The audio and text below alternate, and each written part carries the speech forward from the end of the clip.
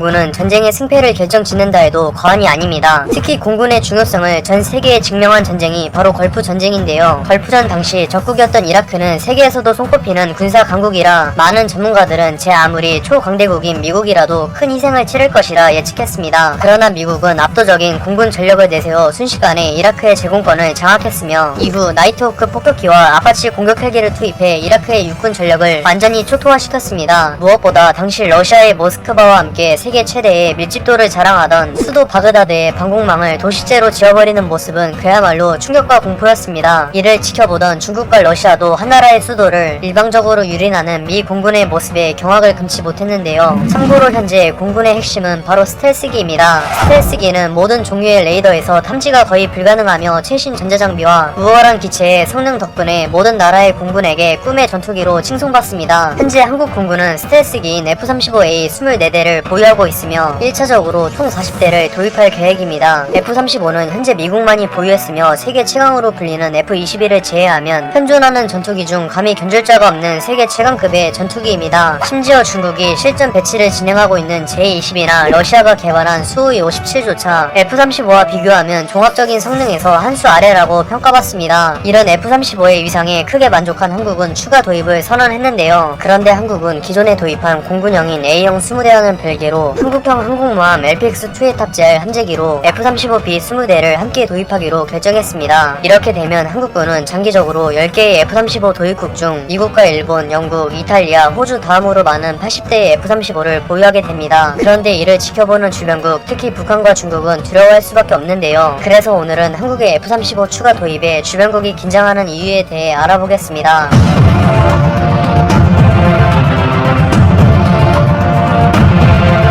북한 공군의 유일한 전술인 북한식 카미카제 작전에 대해 아시나요? 이름에서 알 수 있듯이 이 작전은 2차 세계대전 당시 일본군이 원조인 전술이며 폭탄을 가득 탑재한 항공기를 적 군함이나 주요 시설물에 그대로 박아 자폭하는 아주 간단한 방법입니다. 당시 사람 목숨을 파리보다도 못하게 여겼던 일본조차 이 전술을 미쳤다고 평가했는데 이걸 70년도 넘은 21세기에 자행하는 북한이 얼마나 막장인지 확실하게 알 수 있습니다. 어쨌든 북한은 그나마 자국에선 최신형에 속하는 미그 23과 미그 29를 제외하면 주력기에 속하는 미그 21 190대를 이용해 유사시 카미카제 작전에 활용할 계획입니다. 하지만 한국이 80대의 F-35를 도입하게 되면서 이 작전은 완전히 무용지물이 되었는데요. F-35 80대가 공대공 미사일을 4발씩만 탑재해도 북한의 카미카제 편대를 전멸시키기에는 충분한 물량입니다. 즉 북한 공군은 서울은커녕 휴전선을 넘는 족족 한국 공군의 F-35 편대에게 그대로 쓸려나갈 예정입니다. 또한 한국은 이제 마음만 먹으면 F-35를 투입해 김정은을 포함한 북한 지도층이 거주하고 있는 주석궁을 지도새도 모르게 날려버릴 수 있습니다. 이는 북한의 방공망이 밀집도만 높을 뿐 실상은 매우 형편없기 때문에 가능한 일입니다. 애초에 북한은 평범한 폭격기에 속하는 미국의 B-1 랜서가 북한 전역을 활개치고 다닐 때도 전혀 알아채지 못했으며 며칠 후 미국이 알려주고 나서야 항해했을 정도입니다. 괜히 북한이 한국이 F-35를 도입할 때 개거품을 물면서 난리친 게 아닌데요. 뿐만 아니라 중국도 한국의 F-35 도입에 매우 예민하게 반응하고 있습니다. 이는 F-35의 대량 도입이 그동안 중국이 갖고 있던 공군 전력에 의해 엄청난 균열이 발생하기 때문입니다. 당장 같은 스텔스기에 속하는 중국의 J-20조차 F-35와 비교하면 종합적인 성능, 특히 전자장비와 같은 주요 성능에서 한 수 아래로 평가받고 있습니다. 현재 중국 공군은 한국과 동급의 전술기끼리 비교했을 때 성능에선 확실히 밀리기 때문에 이를 무려 두세 배의 압도적인 물량으로 커버하고 있습니다. 그런데 한국이 80대의 F-35를 보유하게 된다면 중국 공군으로서는 큰 부담이 아닐 수 없습니다. 참고로 중국군은 5개의 정구로 나뉘어 편제를 이루고 있으며 그중 한국과 일본을 담당하는 북부 정구는 중국군 내에서도 최정예에 속합니다. 하지만 확실한 것은 한국이 80대의 F-35를 보유하게 될 경우 중국은 북부 정구만으론 절대 한국 공군을 제압할 수 없습니다. 어떻게 보면 한국의 F-35 도입은 한반도 장악을 노리는 중국에게 나라를 지키겠다는 한국의 굳건한 의지와 더불어 한국을 건들면 팔다리가 잘려나갈 수 있으니 괜히 허튼 짓 하지 말라는 일종의 경고로 해석할 수 있습니다. 대한민국의 국가 헌법에 따르면 국군은 침략 전쟁을 전면 부인하며 오직 국가와 국민의 안전만을 중시할 뿐입니다. 하지만 북한과 중국이 한국을 침공할 경우 국군은 이를 반드시 막아낸과 동시에 철저히 응징할